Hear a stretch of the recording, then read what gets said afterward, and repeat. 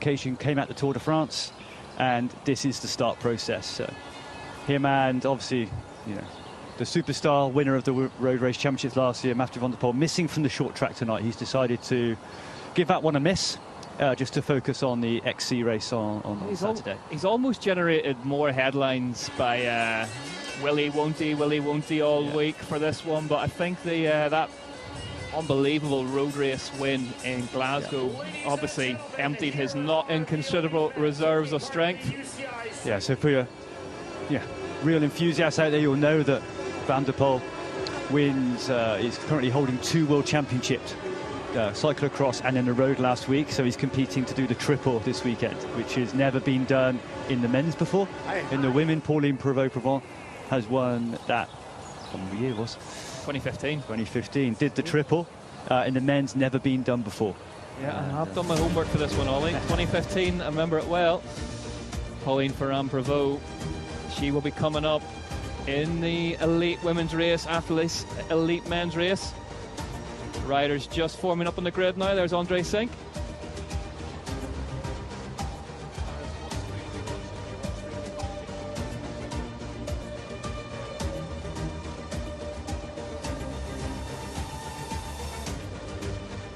So the medal table, UK still topping it. There is Peter Sagan. Interesting to see what he can do now, the 33-year-old.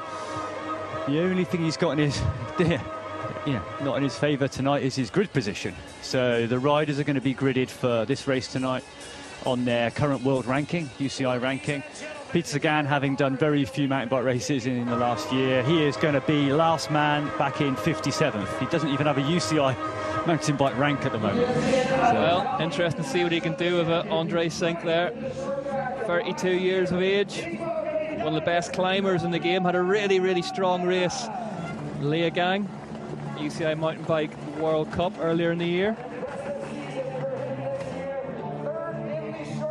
Daniele Braido, 32 years of age, really the cream of the crop as far as Italy's medal hopes are concerned.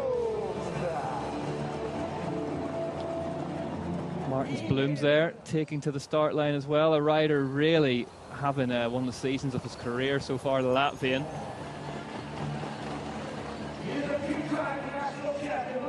Speaking of years of their career so far, Joshua Dubot came so close to victory in Novo Mesto Namarave earlier in the year. Tom Pidcock managed to get the better of him that day. Pidcock will start further back. He'll already be on the grid, so watch out for him coming through. Ollie, how do you rate his chances this evening? He's my pick. I'll give him this. Yeah, I mean, he's done 1 short track World Cup. We've had 4 World Cup short track races so far this year. He's done 1 the opening round, and he smashed it. And his starts, if anyone can get from that kind of, he's 30th on the grid out of the 50 odd guys. For him to get to the front, he's the man. Alan Haverly, former short track overall title holder from last season. Haverly, top ranked for this one. The riders ranked in order to UCI ranking onto the grid. So Haverly the last to take the start line. So we are nearly ready to go racing here. Yeah, and interesting to see in a World Cup race, the short track decides the gridding for the cross-country race. There is Pidcock, so he is buried quite deep in the pack. Chris Dawson there for Ireland as well. He's been enjoying his time in Scotland this week. And then Peter Sagan. So no Mathieu van der Poel, despite what that graphic said, but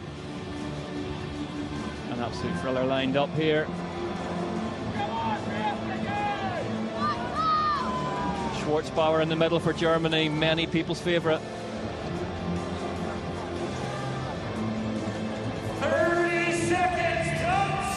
30 seconds to go before the start then here at the UCI Cycling World Championships cross-country short track. Peter Sagan puffs his cheeks. Not many new experiences left for a man of his palmares, but this evening he's going to have one in Scotland. 15 seconds, gentlemen, watch the lights. They're under red lights, waiting for them to go green. On green they go in Glentress at the UCI Cycling World Championships Glasgow. From Glentress and Tweed Valley, Alan Haverly in the green and yellow jersey of South Africa, right in the middle, but it's Lucas Schwarzbauer in the white of Germany, straight down the middle into the lead. Schwarzbauer so strong as ever. We know that this is how he likes to get his races underway. He likes to lead from the front. Martins Bloemzen of Latvia up alongside him as well. Sam Gaze, the reigning UCI world champion in short track in the black jersey of New Zealand alongside them. Great start for Anderson as well. The Danish rider is always a good starter, and you can see, even despite some of the low grid positions, some of those kind of short track specialists already on the move up.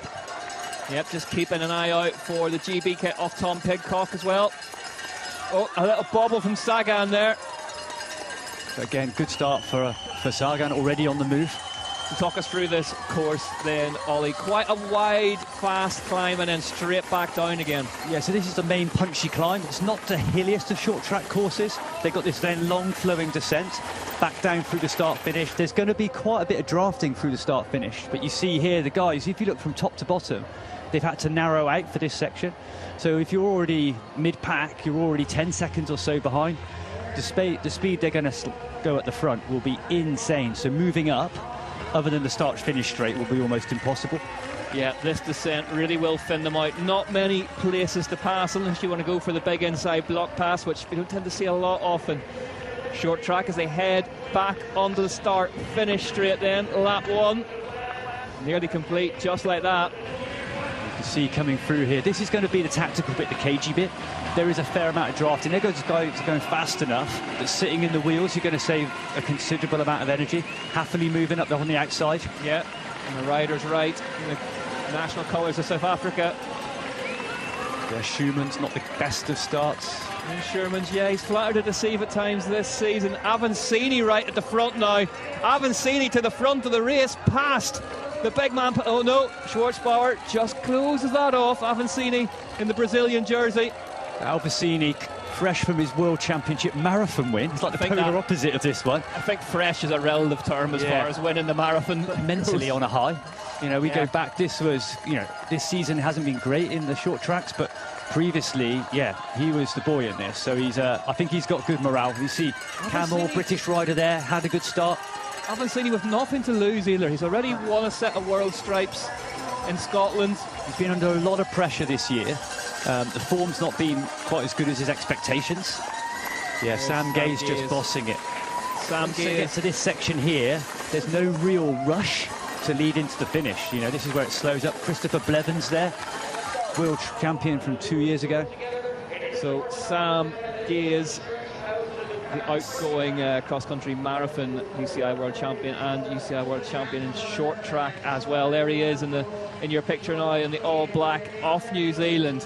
Sort of a bit of a mercurial figure. Like whenever it's there for him, he's almost untouchable, and a rider for the big days as well. And so cagey. You know, he knows in this section he doesn't need to go any fast. He's saving energy. The bit where there's going to be every time at the end of the start-finish straight, that's the stress point. That's where they want to then lead into the next climb. On the descent, they can actually recover a bit and chill out. But the fight will be in that top. It's every lap they want to be in the top 5 to get into that first climb, because that's the bit, and you can see how stretched out it is now. You could just see Gaze checking the timing screen over the left-hand side. Who's around him? Who's he racing? Litcher, he is a great XCC rider. I think now 20th, Koretsky. He's the one. I mean, he's had to start from a low grid position. He hasn't been doing as many races. Back to the front. Yeah, I mean, Schwarzbauer this year in the short tracks, he's not necessarily won this year, but leading the rankings, been super consistent. Val di Sole Trentino took the win in the short track there. Won in Lenzerheide as well, the German. Leads the short track UCI Mountain Bike World Cup overall currently. And this is where Schwarzbauer really kind of came onto the world scene. You know, he extended, he was always a great short track rider, but then he's managed to extend that length. He could keep the power. And then obviously now in the fight for the win in the cross country as well. I just wonder if the likes of Koretsky, we've seen Andreasen and the Danish national jersey at the front as well, they're a bit of an unknown quantity. You know, Schwarzbauer and Gaze, they've raced each other a lot this season already. They kind of know the strengths and weaknesses. Yeah. I wonder just if those other jerseys in amongst them will sort of distract a little bit. And just before, just seeing Tom Pidcock just on the move up. Didn't have the best of starts, I don't think, from the grid position. He was mid-pack, kind of held mid-pack. There wasn't that kind of big burst through. But this will suit Tom Pidcock. The fact that they're not absolutely driving it and they're rolling this section and roll start to finish. He can pick the wheels and surf the wheels through this long straight section and try and move up. But before he's sitting there, I think he's on a red bike this week. Surfing is the right word. Perhaps one of the most complete performances we've seen this season came when he took that short track win in Novo Mesto Namarave, and we really didn't see him until he was in fifth wheel. He started stone last. There he is, just coming through your screen with the now. Red Bull lid. Yep, in the national colours of Great Britain, of course, Tom Pidcock. So he is moving forward. As I say, complete stealth. You didn't see him in that race until he just exploded out the front of it. And it's a short race, but it's very easy to go off too hard. You know, on this climb, if you go deep into the red and you don't recover by the time you get to it the next time, which is easy to do, then you just blow a gasket, and that is it. You're going backwards at a rate of knots. There's no recovery. So, third lap now. Schwarzbauer, Gaze. Very, very cagey at the front. Between Gage and Schwarzbauer. I think they recognise each other as the two favourites, I think, for this. I always think there's something very shark-like about Sam Gaze. They're very poker-faced. He's never really breathing heavy. The head's always scanning, looking around for information and looking for when to launch. One of the most powerful sprints in mountain biking. As we see, there's a bit of argy-bargy to get into the start of that descent there. Third or fourth wheel just battling out.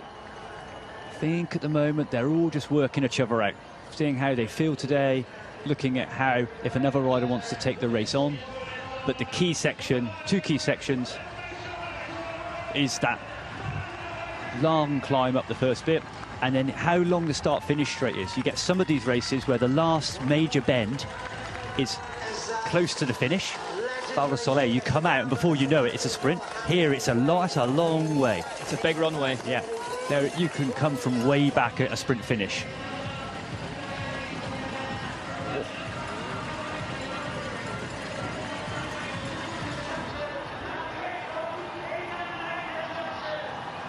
So out on to lap 4 then.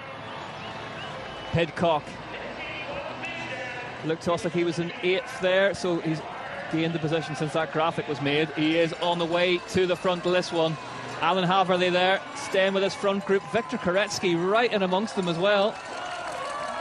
Koretsky, we haven't seen much of him this season. He's dabbled in road racing. He's sort of been here, been there, a bit of a journeyman racer this year so far. Yeah, and I think it's trying to do everything. You know, it's he went on the road predominantly, and then coming back. Obviously, Paris is completely on his mind, being in a home nation, and but it's going to be hard to qualify for that team. But you see this front group starting to form now. Pidcock's now in the back of it. There's Blevins as well in the USA jersey on the left-hand side of your screen. It's just this climb, you know. 11 times they've got to go up this, and every time it's way over their kind of comfortable race pace, you know, so they've just got to suck that up every lap. Andre Sink still in the front group as well. Yeah, Zink, not necessarily a specialist XCC rider, more of a hillier, longer endurance guy. Yeah, rider from the Czech Republic, 32 years of age. He has done a lot of racing in his career, Andre Sink. Dabbled with the road as well, another one of those cross-country racers who had a go on asphalt. Tom Pidcock, you can see there. Yeah, Martin Blooms as well. He's had a podium at one of the World Cups this year. Yeah, podium in Leogang. An absolutely harrowing cross-country racetrack in Leogang. So as much hard climbing, as it gets, eh? Yeah. And a tough short track too. Really tough, yeah. But Sam Gaze leads another lap out. It looks like he's taking control this one, Ollie. Yeah, what's your reads on the body language? He's happy at the front. I mean, he's got good legs. He did a good, obviously it was a team relay, which some of these riders rode. He did a good lap. He was up there, similar sort of pace to Nino Shooter. Talking of Nino Shooter, multiple world champion, current world champion, opting to miss out of the short track tonight. There's a couple of riders that have decided, Matthias Fluckinger. So at a World Cup, they have to do this. Schwarzbauer taking it on again. Schwarzbauer, just as we say that Sam Gaze is sitting pretty at the front, Lucas Schwarzbauer decides that he fancies a turn at the front. We have seen him attack from long ways out this year already, Schwarzbauer. absolutely incredible reserves of strength. The German rider we saw in Val di Sole Trentino, whenever he absolutely detonated on the last lap and left Joshua Dubow wondering where he was going, almost in a different postcode. Crazy. You see Pidcock now sitting there, sixth wheel, shot. And I think there's a new Pinarello hardtail bike. I think he's riding that tonight. Moved up on the outside. Moves just up there. Yeah, he can go elbow to elbow with the best of them. Pidcock as well, worth pointing out, when he did take that short track win at the first of the year in Novo Mesto na Morave in the Czech Republic, who did he out-sprint that day? Sam Gaze and Lukas Schwarzbauer. And what we saw then was you had the favourites, Schwarzbauer, Gaze, taking the race on, really active, like they already done to tonight. Pidcock sat back, played the super patient game, and then smashed it on that last level. Yeah, we see a nice shot of that new hardtail. So normally at a World Cup race, you have to do the short track and the cross country on the same bike, whereas here you can do what you want. So if you want to ride a hardtail this tonight and then swap to a full sus on the weekend or a full suspension bike, happy days. Worth pointing out as well is that is why we are missing the likes of a Schurter, because unlike a cross country World Cup race, they don't have to do both. But there are medals up for grabs. Yeah, and the real specialists are all in the race. You know, other than I'd say Saru won the World Cup in Lenzerheide, you know, so it's he's missed that one. Koretsky now to the front. Yeah, he's riding with confidence tonight, eh? Moving this up, is the best we've seen of Koretsky this year on a mountain bike. Putting his nose in the wind, hardtail as well. Yeah, the Bora Hansgrohe rider, 28 years of age, from Béziers in the south of France. So they're all having a good look around. We're on lap 7 of 11. These laps are flying past. Oh no, Henrik Avancini into the pits. Looks like an issue with the rear wheel of that Caloi bike. And this is the thing about short track, is they move at such a pace, whereas normally in a cross-country Olympic distance, you do have, it's a long enough race that you can fix mechanicals and get yourself sorted out, but a bit of jostling at the front. Almost stalling at the moment. Yeah, they're all looking to get in that position for the climb, but nobody wants to take it on for the start-finish straight. You're going to get Anton Cooper from New Zealand making his way across. Yeah, it's that front group now. But no one wants to lead on that start-finish. It's a long way. You're going to be pushing the wind, and then all that's going to happen is you lead the start-finish straight, and then everyone jumps you for the important climb. So coming down into that start-finish, 3rd, 4th, 5th wheel is probably the pick of the bunch. Lap 7 of 11 so far. Sam Gaze looks like, as he always does, like he's completely chilling at the front of this one. Absolutely no rush at all. He would back himself to outsprint pretty much anyone, but that pretty much anyone today is a different kettle of fish altogether. The world's fastest short track racers all in attendance, and all of them are in this front group. As you can see, all in the same second, the top 5.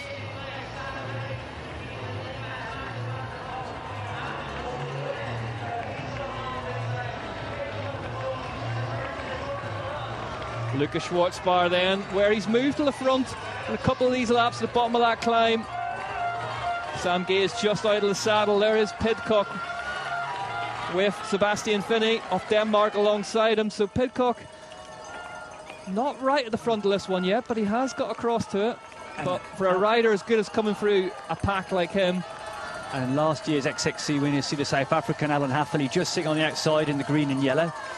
He's done a smart race so far. He hasn't put his nose in the wind at all. Yeah, but he's just sitting there, and we all know he's got the minerals for this. So. Yeah, Haverly was 4th at the cross-country UCI World Champs last time in short track. Just missed out in a medal that day. Would be keen to go one, if not a couple of spots higher. And there's Litcher now up the inside on the right hand of your picture. Yeah, so Litcher, multiple podiums in the World Cup XCC. World's medalist as well. You know, this is probably his favourite discipline out of everything. He was 3rd last time out with a bronze, so knows how to handle the pressure of a Worlds. And a powerful sprint. Yeah. You know, if it comes down to a kick, and this is it. So Litcher's now put himself in the front. Well, doesn't want to be in the front, but he's put himself there by accident. This is it. What are your? I mean, we've seen this man at the front now, Lukas Schwarzbauer, kind of rewrite the tactics this season about where you want to be in these races. In that he's attacked from very, very deep, but yeah, What tactically, Ollie, heading on to lap 9, where do you want to be in this front group? So 4th, 5th. I think Pidcock's doing a good ride. Haverly's doing a good ride. They haven't expended any energy as well. And they almost get a bit forgotten about. But then those front guys, Schwarzbauer, his standard tactic, 1 lap to go, hits his first climb, bang. There's Andre Sink to the front now. And this is what you almost need. You want someone like Zink, who's a bit of a chancer. A disruptor. Yeah, he's going to take it on. He wants to go way out. He hasn't got a chance in hell in a sprint. There's Tom Pidcock in 4th. So you want somebody to wind it up from now. What somebody doesn't want, unless you've got a mega sprint, is you don't want to sit there riding at cruise speeds and lead it to the last lap. You want somebody, an Andre Zink, an endurance guy, climby guy, to drag it out. And you almost to come off and almost take the sting out the sprinter's legs. Blevins coming up the outside. See, it looked like Pidcock was up in the 4th there, and it feels like he just rolled off. Maybe he can hear you, Ollie. Maybe he's channeling you from somewhere. But he looked like he just did that. He thought, I'll just let the others race amongst themselves. He could at any point be at the front. He's got the legs to do it. He's got the position to do it. He's purposely sitting just off. He wants to be 4th and 5th until that key moment. He's got 1 hit. You know, and that 1 hit for him, I think, is going to be an insane sprint for the climb on the last lap. Yeah. A pretty flowing descent. This is certainly more a case of you can lose speed on it than gain a lot, I think. Not that technical, but certainly fast rolling. Martins Blooms to the front now. Could he be the instigator? And enough then to just start getting a few gaps. But the hardest thing is like I said, it's how long that finish straight is. So someone like Schwarzbauer, the way he normally runs races is hits the last climb so hard that no one can then come round him on the finish straight. But here, that's a long time. You know, 10 seconds-ish from the corner to the finish. You know, it's a long time, and someone can come off you with a bit of a charge. Look at Pidcock just hiding behind Sam Gaze almost. Yeah, I think that would be my wheel. You'd follow Sam Gaze, would you? He would be my man, yeah. I think he's going to take it out long, and I'd look to be on his wheel and come off it in the finish. I think I'd need to be on a for toffee. I'd need to be on a motorbike to follow Sam Gaze anywhere. There you go. We're winding up now. Yeah, lap 9 of 11. Andre Sink gets passed by Sam Gaze and Lucas Schwarzbauer either side of him. Victor Koretsky just heading past him as well. Oh, you need someone. I'm surprised no one's taking it on this lap. It is bubbling up nicely here in Glentress at the UCI Cycling World Championships, Glasgow. Still so cagey. It is, isn't it? Edge of the seat stuff at the UCI's first mega event. I mean, normally, even the cagiest of races, we've seen a line out of maybe 5, 6 at this point. Here you've got a front group of 10 or 12, almost going like they're doing kind of some massive recce lap. No one wants to take it on. Pidcock elbows out, just doing Koretsky on the inside. Yep, he knows where he wants to be. Forward. And all that time spent on the road, Pidcock very, very comfortable in big packs of riders and just ghosting his way towards the front of races. He's got the sharpest set of elbows here, I think. You can see that string out. It only needs one person. If you're 7th, 8th wheel here and you've been a bit too relaxed, it only takes someone like Sam Gaze to absolutely punch it. Sebastian Finney right at the front now in the Danish jersey. Having one of his best performances of the year so far. Yeah, and again, good relay. So he's got good form. He did a good relay lap. Danish coming in for 3rd in that relay. And here we go. This is going to be the one. They've got to get to that hill climb. It's starting to wind up now. Gaze is on the front. I don't know if that's ideal. Lap 10. Sam Gaze leads him out. Schwarzbauer, Finney Carstensen, Pidcock, Koretsky, Litcher, Sink. Haverly too far back. He's on the back of that group, but I don't know. Yeah, Haverly. This is going to go now. Haverly with work to do. Koretsky moving himself forward, up past Finney now. And this is where it's really starting. You see the gap starting to appear. Pidcock just on the back of that front 5. Then you got a little gap behind Gaze now. This is big power. This is an attack from Sam Gaze that threatens to turn the earth back on its axis. Look at the big Kiwi go up this climb. He's just got to keep this rolling now. He's got the gap. On the final lap. Once that elastic's broken, this is it. Sam Gaze, can he work enough space on this descent to break the elastic to mean that it won't go to a descent? Tom Pidcock going elbow to elbow with Finney to get ahead of him down this descent. Martins Blooms finds himself in a gap. Gaze swings it right. So fast on the descent. and then Pidcock on his wheel. Sam Gaze took it on at the bottom of this climb and caught them all napping, really. Gaze. It's whether Koretsky can get back on the wheel. Has a check. He's got a good chance. Has a check over the shoulder. Koretsky is coming with him.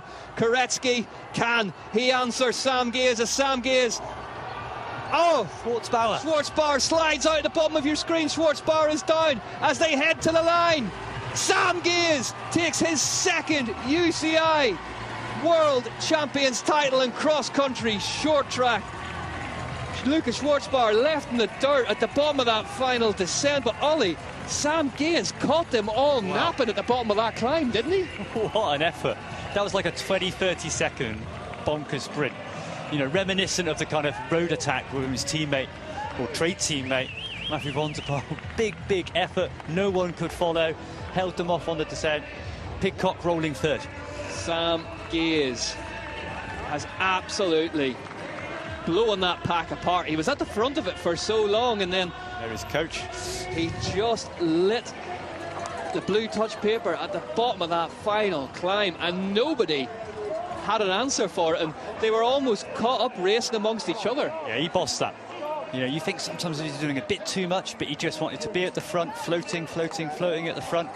But hit that climb, he knew exactly what he needed to do. Hit that first climb, drop the bomb, bang. Pierre de Foimont felt that one. Well, Tom Pidcock did get a medal for Great Britain. Maybe not the one he was after. What a ride from him. Give a thought though to Germany's Lucas Schwarzbauer crashing out on that last corner. There he is, the man who grew up riding in the Redwoods outside Rotorua.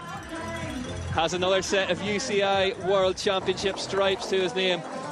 Great to see. Congratulations there of Anton Cooper. Those who haven't always got on the past, but today they'll be more than happy with a gold medal for New Zealand.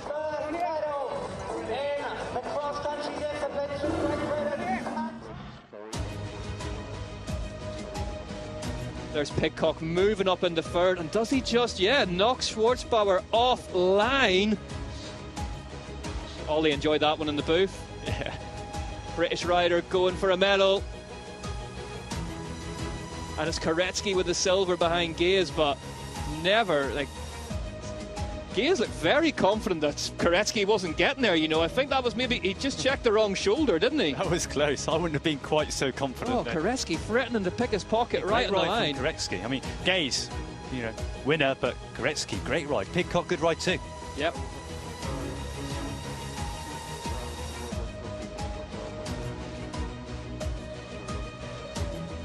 What a finish from Sam Gaze.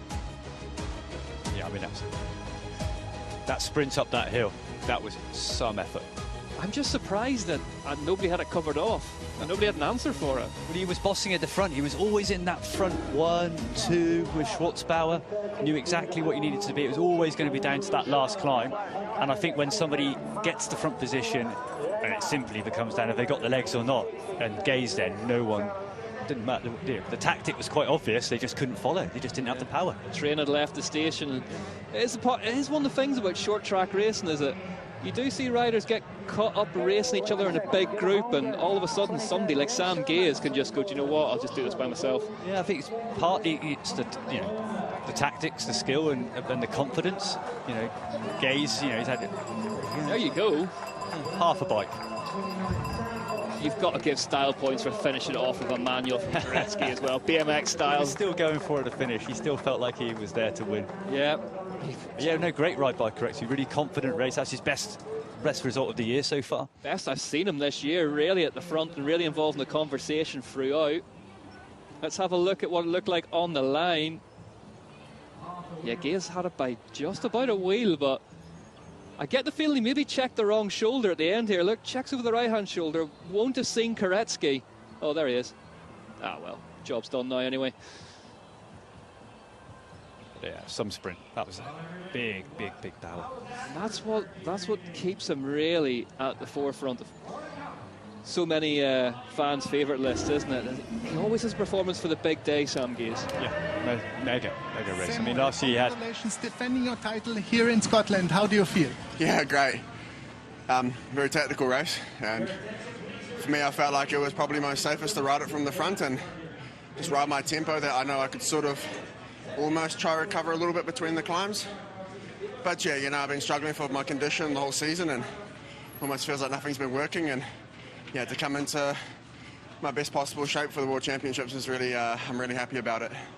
How did you like the track here in Scotland? It's super technical and super fast. Yeah, it was a bit of everything. You know, it was super tactical, super fast, but also, you know, that climb was really an attritional race. Even if it's 20 minutes, it's still quite, you know, how you carry yourself in that first portion is what you have left in the last. So, really good course, and yeah, obviously really happy to finish it off and yeah, have my second world title in a row in this event.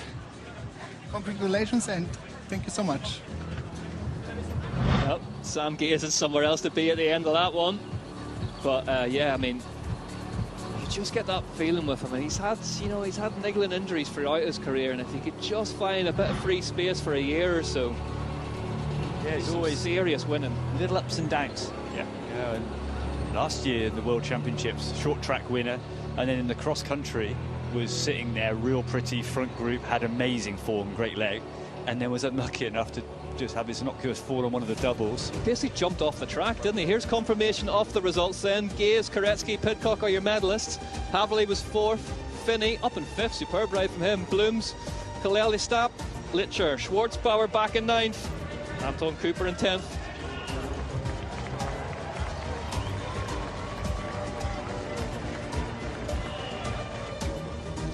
I wonder if anybody's dared speak to Lucas Schwartzbauer yet.